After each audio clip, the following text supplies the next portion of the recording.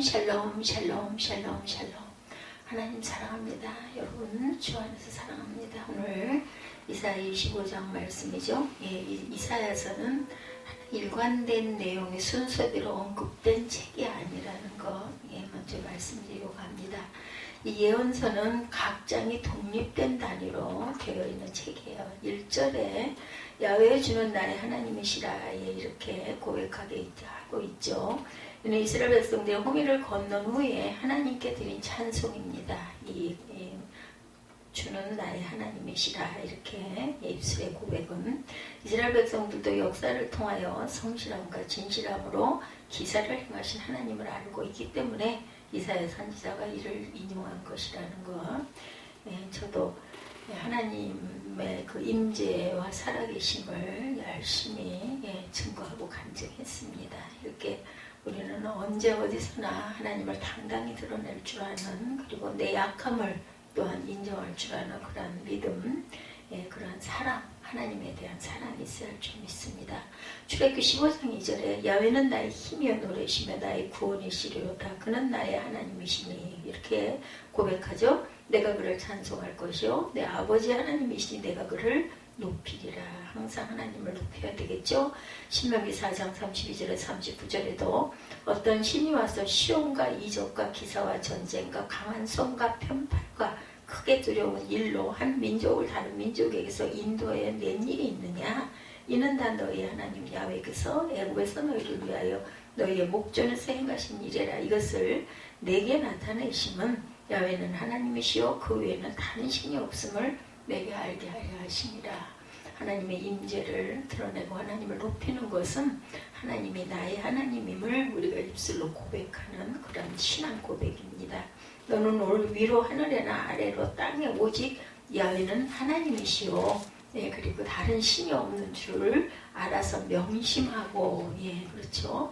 요한복음 20장 28절에도 도마가 대답하여 이르되 나의 주님이시오 나의 하나님이십니다. 이 고백이 언제 어떤 상황에서도 우리 입술에서 항상 증거되어야 할 줄로 믿습니다. 8절에 보니까 사망을 영원히 멸하실 것이라 이렇게 말하죠. 예수 그리스도께서 재림하심으로 사망은 끝이 납니다.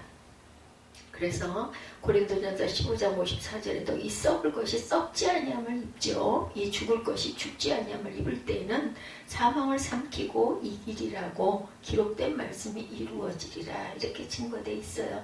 계시록 21장 2절에서 4절에도 또 내가 보매 거룩한 성 새 예루살렘이 어디로부터 하나님께로부터 하늘에서 내려오니 하나님은 친히 그들과 함께 계셔서 모든 눈물을 그 눈에서 닦아주시니 다시는 사망이 없고 애통하는 것이나 곡하는 것이나 아픈 것이 있지 아니하리라. 아멘. 이렇게 말씀하고 계십니다. 그래서 심판 뒤에 왕국이 언급되는 것은 연관성이 있죠. 그러나 25장에서 그것이 수시로 반복되는 그런 내용이 25장의 기록입니다. 악인의 필연적 사망이 악한 자의 죽음, 하나님 나라를 거룩하고 의로운 나라다 이렇게 얘기하고 있죠.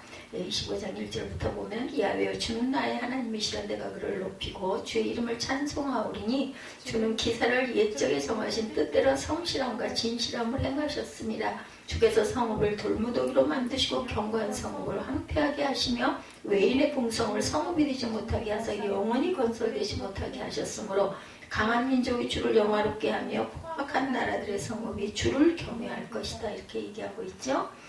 그 나라가 완전히 거룩하고 의롭기 때문에 더럽고 불의한 것들 악과 공존할 수가 없다. 따라서 그곳에는 악이 있을 수 없다라는 거죠. 다른 말로 하면 악을 행하는 자들은 그 나라에 갈 수가 없다. 그래서 하나님께서는 새 나라를 이룩하시기 위해서 반드시 그 전에 악과 악을 행하는 악인들을 멸하실 수밖에 없습니다. 하나님의 권능의 심판을 행하시사 악인들이 하나님 앞에 영원히 서지 못하도록 하신다. 죄악 중에 죽음입니다. 에스겔 3장 18절에 가령 내가 악인에게 말하기를 너는 꼭 죽으리라 할 때 내가 깨우치지 아니하거나 말로 악인에게 일러 그 악한 길을 떠나 생명을 구원하게 하지 아니하면 그 악인은 그의 죄악 중에서 죽으려니와 내가 그의 핏값을 내 손에서 찾을 것이다. 이렇게 증거되어 있습니다. 내가 악인을 깨우치되 그가 그의 악한 마음과 악한 행에서 돌이키지 아니하며 그는 그의 죄악 중에서 죽으려니와 너는 내 생명을 보존하리라. 심판의 한 죽음입니다. 계시록 19장 21절에 그 나머지는 말탄 자 입으로부터 나오는 검의 죽음에 모든 새가 그들의 실로 배불러지더라.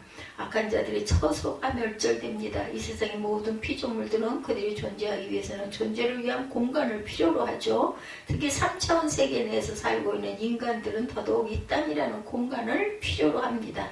땅이 없어질 때 모든 인간은 육체 생명을 지탱할 수가 없죠. 이러한 이유로 하나님께서는 이 세상의 악인들을 멸하실 때 그들의 삶의 기반이 되는 그들의 처소를 황폐하게 하실 것이다.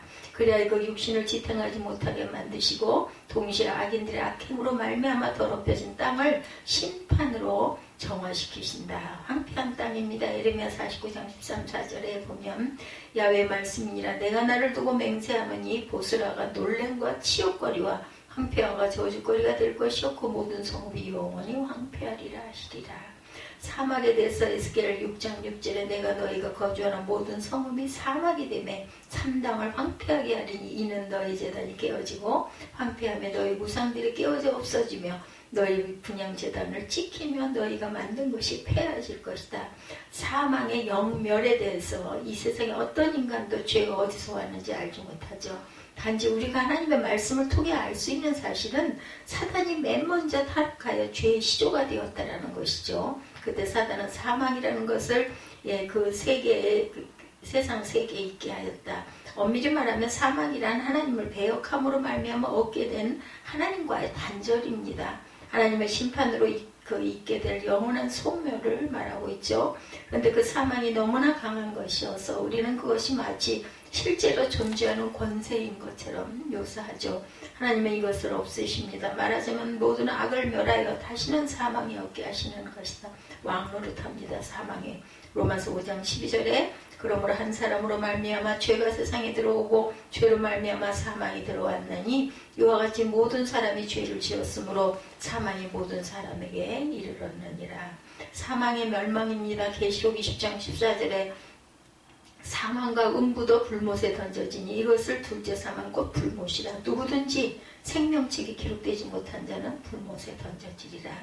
야훼의 그 예언의 실현에 대해서 말씀하고 있어요. 야훼의 그 예언의 실현 4절부터 3절까지 읽었나요? 강한 민족이 주를 영화롭게 하며 포악한 나라들의 성읍이 주를 경외하리라. 주는 포악자의 기세가 성벽을 치는 폭풍과 같을 빈궁한 자의 요새이시며 환난당한 가난한 자의 요새이시며 폭풍 중에 피난처이시며 폭양을 피하는 그늘이 되셨사오니 마른 땅에 폭양을 재앙같이 주께서 이방인의 소란을 그치게 하시며 폭양을 구름으로 가림같이 포악한 자의 노래를 낮추시리로다. 6절입니다. 만군의 야훼께서 이 산에서 만민을 위하여 기름진 곳과 오래 저장하였던 포도주로 연회를 베푸시니 곧 골수가 가득한 기름진 곳과 오래 저장하였던 맑은 포도주로 하실 것이며 또 이 산에서 모든 민족의 얼굴을 가린 가리개의 열방에 덮인 덮개를 제하시며 사망을 영원히 멸하실 것이라. 주 야훼께서 모든 얼굴에서 눈물을 씻기심에 자기 백성의 수치를 온천하에서 제하시리라. 야훼께서 이같이 말씀하셨느니라. 그날에 말하기를 이는 우리의 하나님이시라. 우리가 그를 기다렸으니 그가 우리를 구원하시리로다. 이는 야훼시라. 우리가 그를 기다렸으니 우리는 그의 구원을 기뻐하며 즐거워하리다. 이렇게 얘기하고 있죠. 악과 악인으로 인한 사망의 모든 멸절도에는 하나님 나라가 필연적으로 오죠. 이 나라는 갑작스럽게 온 것이 아니고 우연히 온 것도 아니고 하나님께서 오래전부터 세우시기로 작정한 하나님의 나라, 그리고 작정하신 그 나라를 자기 백성들 위해 반드시 세우시겠다고 약속하신 그 나라죠. 전능하시고 신실하신 하나님은 그 약속을 반드시 지키시는 하나님이시라. 거룩한 산이죠. 이사야 11장 9절에 믿음으로 그가 이방의 땅에 있는 것 같이 약속의 땅에 거류하여 동일한 약속을 유업으로 함께 받은 이삭 및 야곱과 더불어 장막에 거하였으니 이는 그가 하나님의 계획하시고 지으실 터가 있는 성을 바랐습니다. 예비한 성이기도 합니다. 히브리서 11장 16절에 그들이 이제는 더 나은 번영을 사모하니 곧 하늘에 있는 것이라. 이러므로 하나님이 그들의 하나님이라 일컬음을 받으심을 부끄러워하지 아니하시고 그들을 위하여 한 성을 예비하셨느니라. 풍요를 주시죠. 하나님께서 세우시고 작정하시고 실제로 세우실 새 나라는 이 세상과 같은 곳이 아니다. 그 나라는 이 세상에서 같은 괴로움과 걱정이 없는 곳, 무엇 하나 부족한 것이 없이 있는 곳이죠. 아울러 그것을 누리는 자의 마음속에도 지루함이나 실증이나 부족함이 결코 일어나지 않는 곳이다. 한마디로 말해 하나님이 일으키실 새 나라는 완전하고 온전한 풍요의 나라다. 젖과 꿀이 흐르는 땅입니다. 출애굽기 3장 8절에 내가 내려와서 그들을 애굽의 손에서 건져내고 그들을 그 땅에서 인도하여 아름답고 광대한 땅, 젖과 꿀이 흐르는 땅, 곧 가나안 족속, 헷 족속, 아모리 족속, 브리스 족속, 히위 족속, 엽수 족속의 지방에 데려가려 하노라. 풍부한 곳이기도 합니다. 시편 66편 12절에 사람들이 우리 머리를 타고 가게 하셨나이다. 우리가 물과 불을 통과하였더니 주께서 우리를 끌어내사 풍부한 곳에 들이셨나이다. 하나님의 영광이 있죠. 그곳에는 하나님의 나라는 풍요로울 뿐만 아니라 영광된 나라입니다. 이 세상에서의 부요에는 잠시의 영광만 있을 뿐이죠. 그 영광은 부의 상실과 함께 사라질 수도 있고 도덕성의 상실과 함께 이를 수도 있다. 그렇지만 하나님 나라에서의 풍요와 영생으로 말미암은 영광은 영원히 지속될 것이다. 모두가 다 그것을 노래하며 우러러 봅니다. 서로가 다 그것을 가지고 있으면서도 서로의 것을 영광스럽게 하는 것. 또한 그것이 하나님의 것이기에 그 자체로 그것은 영광된 것이기도 하죠. 이 영광을 하나님은 자기 백성에게 값없이 돈 없이 주시는 하나님이시죠. 세세토록 있을 영광입니다. 갈라디아서 1장 5절에 영광이 그에게 세세토록 있을지어다. 아멘. 영광과 존귀입니다. 계시록 21장 26절에 사람들이 만국의 영광과 존귀를 가지고 그리로 들어가겠고 무엇이든지 속된 것이나 가증한 일 또는 거짓말하는 자는 결코 그리로 들어가지 못하되 오직 어린 양의 생명책에 기록된 자들만 들어가리라. 백성들이 노래합니다. 하나님의 성실하심을 찬양하죠. 우리는 앞에서 하나님의 영원하고 복되고 온전한 새 나라를 세우시기로 만세 전부터 준비하셨고 그 준비하심을 만백성에게 예언했으며 예언하신 대로 이루실 것을 언급했죠. 말씀하신 것을 그대로 이루는 것은 하나님의 신실하심입니다. 그 신실하심이 있었기에 하나님의 계획과 말씀이 성취되는 거죠. 그러므로 새 나라가 완성되는 날 하나님의 백성들은 그 나라를 이루신 하나님의 성실하심을 찬양하지 않을 수 없다. 모든 백성이 한 목소리로 하나님의 성실하심을 노래합니다. 주의 성실에 대해서 시편 36편 5절에 야훼여 주의 인자하심이 하늘에 있고 주의 신실하심이 공중에 사무쳤으며 주의 의는 하나님의 산들과 같고 주의 심판은 큰 바다와 같으니이다. 야훼여 주는 사람과 짐승을 구하여 주시나이다. 신실하신 하나님에 대해서 호세아 11장 12절에도 에브라임은 거짓으로 이스라엘 족속은 속임수로 나를 에워쌌고 유다는 하나님과 신실하시고 거룩하신 자에 대하여 정함이 없도다. 이렇게 말씀하고 있습니다. 하나님의 권능을 우리가 찬미해야 되겠죠. 10절부터 야훼 손이 산에 나타나시리니 모압의 거름물 속에서 촉개가 밟힌같이 자기 측서에서 밟힐 것인즉 그가 헤엄치는 자가 헤엄치려고 손을 편같이 그 속에서 그의 손을 펼 것이나 야훼께서 그의 교만으로 인하여 그 손이 능숙함에도 불구하고 그를 누르실 것이라.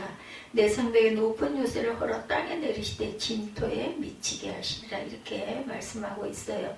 인간이 유한하고 능력에 미치지 못함을 말하고 있습니다. 인간은 그 속에 아무리 선한 의도와 정의로운 뜻과 거룩한 마음을 가지고 있어도 그 의도와 뜻과 마음대로 실행하지 못할 때가 있죠. 이 인간이 유한하고 능력에 미치지 못하기 때문이다. 그러나 하나님께서는 한번 계획하시고 뜻을 정하시면 반드시 이루시죠. 그 이유는 하나님께서는 전능한 하나님이시기 때문에 이런 견지에서 하나님은 새 나라를 반드시 이루실 것이다. 이루시는 그날 따라서 새 나라를 이루도록 한 하나님의 권능하심을 우리는 찬양해야 되죠. 그 나라에 들어간 모든 백성들이 입을 모아 하나님의 전능하심을 찬양할 것이다. 주의 권능입니다. 출애굽기 15장 6절에 야훼여 주의 오른손이 권능으로 영광을 나타내십니다. 야훼여 주의 오른손이 원수를 부수십니다. 권능을 찬미합니다. 계시록 11장 17절에 이르되 감사옵나니 옛적에도 계셨고 지금도 계신 주 하나님 곧 전능하신 이여 친히 큰 권능을 잡으시고 왕노릇 하시도다. 구원을 즐거워하고 우리는 누려야 되겠죠. 하나님의 백성들이 하나님 나라에 들어가 할 일은 하나님의 신실하심의 능력을 노래함과 아울러 자신들에게 주어진 풍요와 평강을 영원히 즐거워하고 누리는 것입니다. 그것은 실제적인 것이고 현실적인 것이기 때문에 그냥 느껴지는 정도의 것이 아니라 직접 누리는 것이다. 그 누림 속에서 우리는 그저 즐거워하면 되죠. 하나님은 그것을 기뻐하신다. 후기 주사 누리게 하신 하나님, 디모데전서 6장 17절입니다. 내가 이 세대에서 부한 자들을 멸하여 마음을 높이지 말고 정함이 없는 재물에 소망을 두지 말고 오직 우리에게 모든 것을 후기 주사 누리게 하시는 하나님께 두며 선을 행하고 선한 사업을 많이 하고 나누어 주기를 좋아하며 너그러운 자가 되게 하라. 성도의 즐거움입니다. 계시록 19장 7절에 우리가 즐거워하고 크게 기뻐하며 그에게 영감을 돌려야 되겠죠. 어린 양의 혼인 기약이를 얻고 그의 아내가 자신을 준비하였으므로 그에게 빛나고 깨끗한 세마포 옷을 입도록 허락하셨으니 이 세마포 옷은 성도들의 옳은 행실이로다 하더라. 하나님 나라는 결코 악에 속한 자가 들어갈 수가 없어요. 악이 조금이라도 있는 자는 하나님의 심판에서 반드시 멸절이 된다. 그리고 오직 의로운 자들만이 그가 주시는 풍요와 평강을 누리는 가운데 그를 찬양하며 즐기죠. 우리는 악에 가까이 함으로 그 축복을 버리는 어리석은 자가 되지 말고 그 축복을 내 것으로 하는 지혜로운 자가 되어야 할 것입니다. 죽음이 없는 세상에 대해서 6절에서 8절까지 우리 합독했어요. 그죠? 이사야의 묵시록이라고도 합니다. 이 25장을. 구약 성서학자들의 설명에 따르면 이사야 24장에서 27장은 이사야의 묵시록이라고 부른다. 묵시록은 고대 이스라엘 문학의 독특한 형식을 띠고 있습니다. 음악이나 미술의 고전파, 낭만파, 인상파 등의 서로 다른 표현 양식이 있는 것과 비슷하고 또한 문학에 시소설, 수필 같은 장르가 있는 것과 비슷하죠. 이스라엘의 묵시록 기자들이 출연하게 된 역사적 배경이 있어요. 기원전 587년 예루살렘이 바벨론에 의해서 정복을 당하죠. 고대 전쟁은 제로섬 게임과 같았습니다. 패배하면 모든 걸 잃고 승리하면 모든 걸 얻죠. 그리고 다윗 왕궁의 예루살렘 성전이 파괴되고 국보국 기물들이 약탈을 당합니다. 많은 사람들이 죽고 다치고 삶의 터전을 잃어버리죠. 그 와중에 부녀자들의 피해는 또한 얼마나 오죽했겠는가. 하나님의 도성인 예루살렘이 함락당한 뒤 유대 지도자들은 포로로 잡혀갔어요. 예언자들은 이스라엘의 역사가 왜 이렇게 몰락했는지 고민하기 시작합니다. 이스라엘이 어떤 나라예요? 자칭 하나님의 나라, 하나님의 선민이죠. 그 하나님은 세상을 창조하신 분이기도 합니다. 그분은 아브라함을 갈대아 우르에서 끌어내셔서 가나안에 정착하게 하시고 후손과 땅을 주겠다고 또한 약속을 하시기도 했어요. 이스라엘이 이집트에서 소수민족으로 고통을 당하고 있을 때 강한 소를 펼치셔서 해방시키신 분이기도 합니다. 당대 최고 군사력을 자랑하던 파라오 군대를 바다에 장사 지낸 분이기도 해요. 아무도 감히 생각할 수 없었던 일들을 하나님은 행하십니다. 시내산에서 모세를 통해서 율법을 주시면서 이스라엘이 하나님이 되겠다고 약속을 하셨어요. 그런데 지금 그들은 바벨론에 의해 초토화가 되고 맙니다. 일어날 수 없었던 일이 일어난 거죠. 하나님이 거짓말을 한 것인가? 하나님이 주무시는가? 그죠? 하나님이 그들을 버리신 건가? 도대체 무엇이 문제입니까? 예언자들이 발견한 대답은 하나님이 이스라엘을 버린 게 아니라 이스라엘이 하나님을, 그 하나님의 말씀을 버렸다라는 거예요. 거꾸로 하나님과 이스라엘이 맺은 약속을 이스라엘이 먼저 깹니다. 예레미야 31장 32절에 증거합니다. 문제는 이스라엘에게 있다. 그들은 하나님만으로 만족할 수가 없었어요. 하나님의 약속은 현실적으로 다가오지를 않고 있고 그들에게는 좀 더 강한 자극이 필요했던 거죠. 그래서 그들은 우상을 섬길 수밖에 없었어요. 그것이 바로 이스라엘이 고통당하고 멸망당하게 된 이유였다. 그러니 뭐가 필요해요? 인내, 오래 참는 것, 그리고 믿음이 필요합니다. 예언자들은 이스라엘 백성들에게 다시 하나님의 길로 돌아오라고 선포합니다. 우상을 버리고 하나님의 말씀을 바로 따르면 하나님의 약속을 새롭게 하시고 그들을 지킬 것이라는 것이죠. 이런 역사 해석이 바로 신명기 4관이기도 합니다. 거의 모든 예언자들이 이런 역사관에 근거해서 말씀을 선포했어요. 이들과 다른 차원에서 역사를 해석한 예언자들이 있죠. 그들이 바로 묵시록 기자들입니다. 이 25장도 묵시록에 해당이 되죠. 그들의 두 가지 특징이 있는데 하나는 그들의 선포가 담고 있는 역사적 범주. 그들은 이스라엘의 역사에 한정되지 않고 전체 인류의 역사를 내다봅니다. 우주론적인 시각으로 역사를 해석했어요. 이사야 25장 6, 7절 이 말씀이 만군, 만민, 모든 민족이라는 단어들이 나오죠. 그런 것들이 바로 우주론적 차원을 가리키는 그러한 단어입니다. 다른 하나는 그들이 현재 세상과 역사를 일반 예언자들에 비해서 훨씬 비관적으로 본다라는 것입니다. 이 묵시록 계열에 속한 성서 기자들은 지금의 세상에서 아무리 희망을 볼 수 없었고 그 세상은 망할 것이라는 거죠. 아무런 희망을 볼 수 없었다. 그 세상은 망할 것이다. 이사야 24장은 야훼 하나님이 땅을 벌하신다고 했어요. 앞장에서는 6절은 다음과 같습니다. 저주가 땅을 삼켰고 그 중에 사는 자들이 정죄함을 당하였고 땅의 주민이 불타서 남은 자가 적도다 했는데 25장의 시작도 그런 파멸이죠. 2절에 주께서 성을 돌무더기로 만드시며 견고한 성을 황폐하게 하시며 외인의 궁성을 성읍이 되지 못하게 하사 영원히 건설되지 못하게 하셨다. 25장 2절에 그렇게 말씀하고 있죠. 예. 제가 혹시라도 이거 기록을 잘못 발췌할 때가 있으니 잘 보시기 바랍니다. 그들은 이 세상을 완전히 부패한 것으로 보고 어디에도 구원을 찾아볼 수 없다. 그런 세상은 하루빨리 망해야 했겠죠. 예, 그렇습니다. 기원전 587년 예루살렘 함락을 목도한 그들의 눈에 세상이 그렇게 보인 것인 거죠. 당연한 겁니다.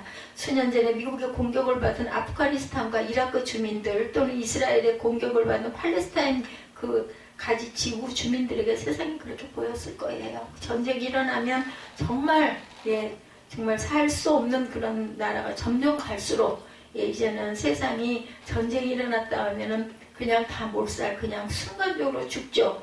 연예계의 먹이사슬을 구조해서 견디다 못해 스스로 생명을 끊고 돌아간 그 장자연 씨가 경험한 세상도 그랬을지 모릅니다. 유대인이나 헬라인이나 다 죄 아래 있다. 로마서 3장 9절은 바울의 진술도 이런 그 묵시록적 흔적이라는 것. 그래서 바울은 시편을 인용하면서 모든 이들이 하나님을 두려워하지 않는다 이렇게 말하고 있어요.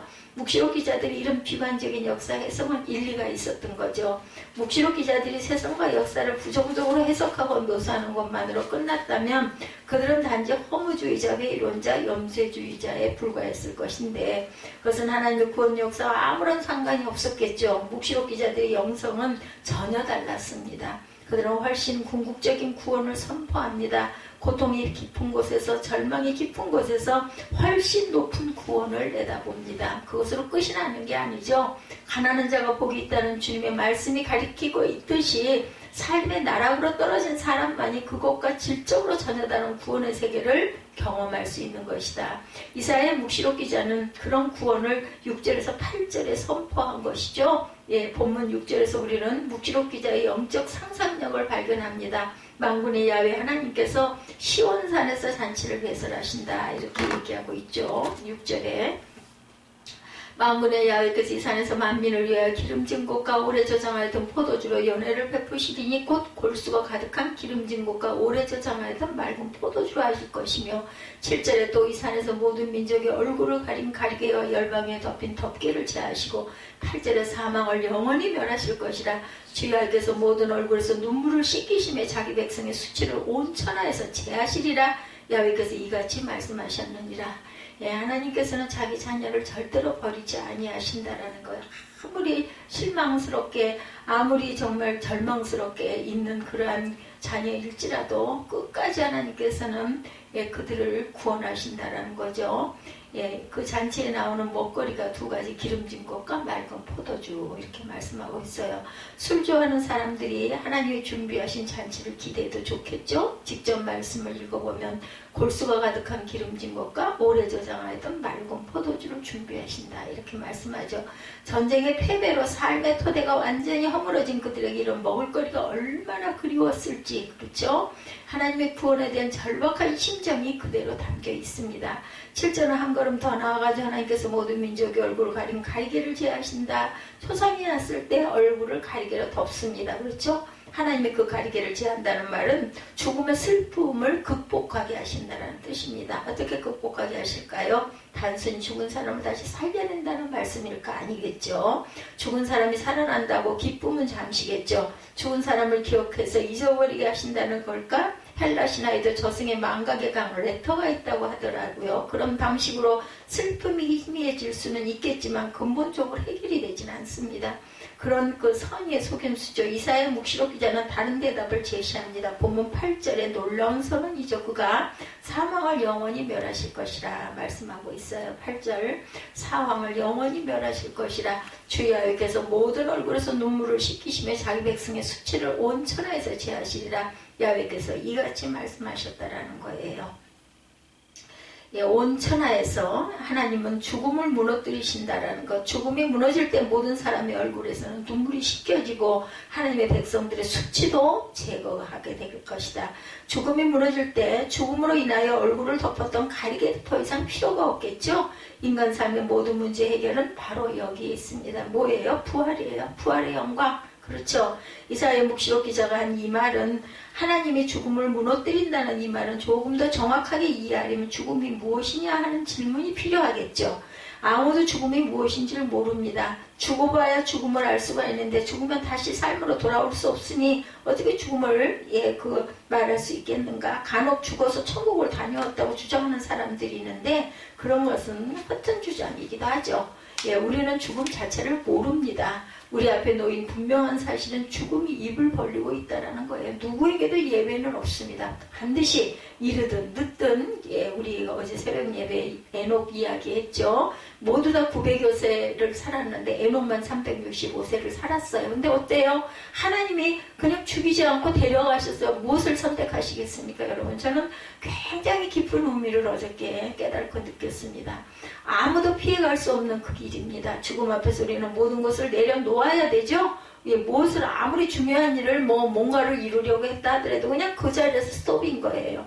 그러니 우리의 모든 업적을 포기해야 되고 가까운 사람과도 떨어져야 합니다. 그때서야 우리는 모든 율법으로부터 해방이 되기도 합니다. 성서 기자들도 죽음이 무엇인지에 대해서 직접 말하지를 못해요. 대신 죽음이 왜 시작됐는지에 대해서만 말합니다. 성서 기자들이 이런 죽음을 인간이 향한 죄의 결과다 이렇게 생각하고 결론을 짓죠. 인간이 본질적으로 악하기 때문에 죄를 범한 것이 아니고 인간은 어떤 피조물보다 선하게 창조되었어요. 창세기 타락설화에 따르면 인간을 유혹하는 악의 세력이 존재했죠. 고대 신화의 방식으로 묘사하고 있는 그 타락설화는 악의 유혹에 취약한 인간 실존을 정확하게 지적합니다. 인간은 인격적이고 도덕적인 노력으로 죄를 극복할 수가 없습니다. 인간에게 죄를 극복할 수 있는 능력이 아예 없다라는 거죠. 결국 인간은 죄의 결과인 죽음을 벗어날 수가 없고 이것이 바로 인간의 숙명이고 딜레마이기도 하다. 예, 그렇다고 불안하게 생각할 필요는 없죠. 예, 저는 여러분들이 죄의식에 휩쓸리라고 하는 말씀이 아니고 성서는 인간이 죄와 죽음을 극복할 수 없다고 말하지만 그것이 핵심은 아닙니다. 그것보다 중요한 사실은 하나님이 죄와 투쟁하신다는 사실입니다. 하나님이 하나님의 자녀를 그냥 두지 않으시죠. 보호하시죠. 싸매시죠. 예, 어디까지나 구원하시기를 원하시는 하나님. 예, 절대로 포기하지 않으시는 하나님. 왜? 하나님이 지으셨기 때문에 우리 모두는 하나님 죽음의 세력과 싸우신다라는 거죠. 우리는 그렇게 하고 싶어도 그럴 능력이 없어요. 오히려 아담과 가인 설화에서 보듯이 악의 세력에게 이용당할 가능성이 너무너무 높습니다. 예, 악과 죽음과의 존재론적 싸움은 하나님의 몫입니다. 그 사실을 오늘 이사야 묵시록 기자는 야훼 하나님의 죽음을 영원히 무너뜨릴 것이라는 말로 대변하고 있습니다. 이 묵시록을 어떻게 여러분들은 받아들이십니까? 묵시록 기자가 무너질 거라고 했던 죽음은 아직 무너지지 않았어요. 그렇죠? 우리의 마지막 때의 죽음은 무너질 것입니다. 죽음으로 인한 눈물과 분노는 여전히 인간의 삶을 절망스럽게 순간순간 그죠? 분노하기도 하고 절망하기도 하고 그러다 또한 하나님의 영광을 우리가 느끼고 바라볼 때 또한 소망을 지니게 되죠. 이렇게 의학이 첨단으로 발전된 이 시대에 우리가 살고 있지만 우리는 거의 무방비 상태로 죽음에 드러나 있다는 것을 이번 코로나 사태로도 또한 우리가 깨닫고 갑니다. 이것은 단순히 죽음만의 문제가 아니죠. 인간의 모든 욕망과 그 욕망으로 인해 벌어지는 비인간적인 사건들은 죽음에 대한 무의식의 발로라는 점에서 죽음이 인간의 삶 전체를 또아리를 틀듯이 움켜쥐고 있다는 것. 죽음의 세력이 하나도 약해지지 않았다면 이사야의 묵시록은 백일몽이었을까. 그러니까 문제는 뭐냐면요. 생명을 아까울 필요가 없다라는 거예요. 그런 담대함이 있으면은 겁날 게 없어요. 왜냐하면 돌아가고 나면 우리는 하나님과 영원히 살 수 있고 하나님의 나라가 반드시 있기 때문에 우리는 순례자이기 때문에 에녹처럼 360년을 살든 3600년을 살든 한 번은 가는 곳이에요. 그렇기 때문에 뭐 그렇게 아둥바둥 그냥 뭐 이 세상에 그렇게 뭐 꼭 좋기만 합니까? 얼마나 고난스럽고 힘들고 어려움이 한 곱이 넘어가고 나면 또 있고 또 있고 또 있는 그것에 그렇게 오래 머물러 있어서 좋을 게 뭐 있어. 단 저는 돌아가는 그 순간의 그 두려움, 공포, 그것만 넘었으면 뭐 담대해지리라고 생각합니다. 누구처럼, 바울처럼 뭐 죽인다고 두들겨 패도 또 하나님이 힘 주시고 능력 주시면 툭툭 털고 일어나가지고 또 뭐 하러 가요? 전도하러 또 가잖아요. 전도 여행 계속 하잖아요. 이런 것처럼 그 마음만, 초연한 마음만 가지면 된다고 생각합니다. 죽음을 넘어서고 싶어 한 유대인들의 심리적 그 투사일까? 유토피아적 망상에 불과한 것일까? 아니죠. 왜? 예수께서 부활하셨기 때문입니다. 예, 부활의 영광이죠. 우리는 이사야 묵시록 기자가 본 영적 상상력이 인류의 구체적인 역사에서 실현된 사건을 알고 있죠. 예수 그리스도의 부활. 예, 얼마 전에 부활절 지나갔죠. 예수님은 십자가에 처형당하고 아리마대 요셉의 무덤에 장사되었어요. 확실히 하나님 나라를 선포한 한 유대 청년의 삶이 그렇게 끝나는 것 같았죠. 아마 많은 이들이 좋은 사람이었는데 아깝게 죽었네 하고 허무하네 하고 혀를 차고 돌아섰어요. 다 고향으로 내려가죠. 그를 추종하던 제자들은 모두 흩어져 고향으로 돌아갑니다. 얼마 후 제자들은 이상한 경험을 하기 시작을 합니다. 그들에게 예수님이 나타나죠. 도저히 합리적으로는 이해할 수 없는 사건이죠. 다들 얘기하면 무슨 옛날 얘기를 하고 있어, 무슨 이상한 뭘 만들었어, 이런 소리를 할 지경인 그러한 사건이 실제로 일어난 사건인 거죠. 무덤에 묻혔다는 건 죽음이 확인된 것이죠. 죽은 사람은 죽지 않은 사람과 만날 수가 없어요. 우리가 예배를 드리는 이 자리에 있던 한 사람이 밖으로 나갔다고 합시다. 그리고 문을 잠갔는데 얼마 후에 이 자리에 나타났다고 한다면 마술이 아니라면 있을 수가 없죠. 문이 잠긴데 안에 딱 서가지고 너희에게 평강이 있으라고 숨을 훅 내부시는 그 모습을 다들 목격을 한 거예요. 그죠? 예, 이 일은 마술이 아니라면 있을 수 없어요. 마술은 실제가 아니라 속임수라는 거죠. 예수님의 제자들도 자신들의 경험이 일반적이지 않다는 것을 알고 있었어요. 헛것을 본 게 아닌가 하고 의심할 정도로 우리 그러잖아요. 이거 꿈이야 생시야 하고 우리 뭐예요? 눈 비비고 보죠. 이거 확실해 하고 눈을 비비고 봅니다. 예수님의 몸을 실제로 만져보지 않으면 믿을 수 없다는 도마의 주장은 괜한 게 아니에요. 그럴 수 있어요. 그죠? 예, 그런데 어느 한 제자만이 아니라 여러 제자에게 그런 경험이 일어납니다. 개인에게도 나타나고 집단에게도 나타났어요. 제자들은 그 경험이 무엇인지를 놓고 심각한 고민에 빠집니다. 그들은 구약 성서를 다시 읽기 시작을 했어요. 거기서 그들은 이미 구약의 메시아의 부활을 예언했다는 사실을 깨닫고 자신들의 경험이 바로 그것이다 라고 믿게 된 거죠. 그들은 바로 그 하나의 사실에 매달립니다. 그리고 깨달은 거죠. 야, 이게 구약에 나와 있던 그 내용이 바로 지금 우리가 경험하는 이것이다. 이걸 깨닫게 된 거죠. 사람들이 십자가에 처형당한 예수님이 바로 구약 성서가 예언한 부활의 메시아라는 것, 사실 그것을 깨달아 한 거죠. 예수님의 공생에 직접 만난 적이 없었던 바울도 부활의 주님을 경험합니다. 그는 복음서 기자들과 달리 이 사실을 논리적으로 설명합니다. 그의 증언에 따르면 장사 지낸 바 되셨다가 성경대로 사흘 만에 다시 살아난 예수 그리스도는 게바에게 나타나셨고 12제자에게 나타나셨으며 500의 형제에게 일시에 나타나기도 했고 나에게도 나타나셨다라고 증거하죠. 그는 이렇게 말합니다. 그리스도께서 만일 다시 살아나지 못하셨으면 우리가 전파하는 것도 헛것이요 또 너희의 믿음도 헛것이다. 고린도전서 15장 14절입니다. 기독교 신앙의 모든 것이 바로 예수님의 부활에 놓여 있다는 것. 그래서 제가 부활절이 더 귀하다고 말씀을 드린 거예요. 예수 그리스도의 부활이 바로 죽음의 세력을 무너뜨리는 하나님의 구원 사건이기 때문인 거죠. 오늘 이 현실에서 예수님의 부활로 죽음이 완전히 무너진 것 같지가 않죠. 예, 그렇죠. 이사야 묵시록 기자가 그 사실을 선포한 뒤에도 여전히 죽음의 세력이 기승을 부리고 있듯이 이런 현실에서 부활 생명을 인식하고 뚫어보는 것이 신앙의 눈이라는 것. 그래서 우리는 보이는 게 다가 아니라는 거죠. 예, 여러분들의 말도 되지 않은 어떤 것을 무조건 믿으라고 다그치는 게 아니라 부활 사건을 신비하거나 심리하려는 것도 아니고 기독교 신앙의 고유한 생명 경험에 들어가라는 뜻입니다. 그것은 광신도 아니고 미신도 아닙니다. 더구나 자기 도취도 아닙니다. 하나님이 일으킨 생명 사건의 영적인 눈을 뜨는 것이죠. 이를 위해서 여러분에게 필요한 신앙적 태도는 구태에 의한 생명 형식에 길들여지지 말아야 한다라는 것. 우리가 부활의 영성으로 들어가지 못하는 이유는 우리가 지금 경험하는 그런 생명 형식을 절대화하고 있기 때문입니다. 부활은 그런 것과 전혀 다른 세계, 전적으로 새로운 생명으로 변화하는 사건이죠. 아직까지 인류가 경험하지 못한 그 이례적인 생명으로 변화, 그것은 실험실에서 반복적으로 생산하거나 증명해낼 수 있는 게 아니죠. 유전공학자들이 복제 기술을 통해 멋진 외모의 지성과 건강을 갖춘 복제 인간을 만들어낸다고 해도 그것은 조잡한 생명이에요. 생명 있는 생명이 아니죠. 그런 것은 아무리 무늬를 멋지게 만든다 하더라도 결국 유한한 것이라는 것. 거기에는 영원한 생명을 담을 수가 없습니다. 그런 것은 결함 안의 생명에 불과한 것이다. 아래 안과 밖은 전혀 다른 세계죠. 부활 생명은 생명에 대한 우리의 모든 선입견 너머에 다가올 것이라는 것. 부활, 여호와 하나님의 죽음을 영원히 무너뜨리라고 하니 이사야 묵시록 기자의 선포가 예수님의 부활에서 성취가 되었다라는 것.